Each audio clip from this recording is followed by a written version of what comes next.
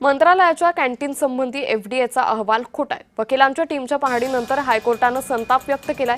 कारवाईत भेदभाव नको, हायकोर्टानं एफडीएला सांगितलंय. त्यामुळे मंत्रालयाच्या कॅन्टीन संदर्भात हायकोर्टानं संताप व्यक्त केलेला आहे. वकिलांच्या टीमच्या पाहणीनंतर हायकोर्टानं संताप व्यक्त केलेला आहे. तर मंत्रालयातली कॅन्टीन 98% स्वच्छ असल्याचा अहवाल एफडीएनं कोर्टात केला.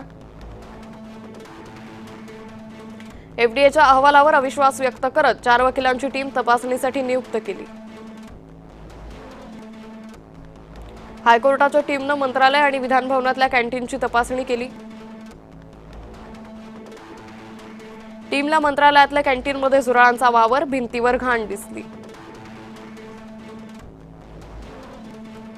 टीमनं अहवाल हायकोर्टात सादर केला, त्यावर एफडीएला सुनावलंय. फक्त हायकोर्टच नाही तर मंत्रालय कॅन्टीनलाही नोटीस देण्याचे आदेश देण्यात आले.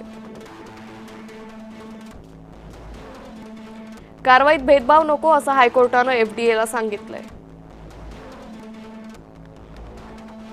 हायकोर्टातल्या पूर्णिमा रेस्टॉरंटला दिलेली निलंबनाची नोटीस सुधारणेत बदलली गेली आहे.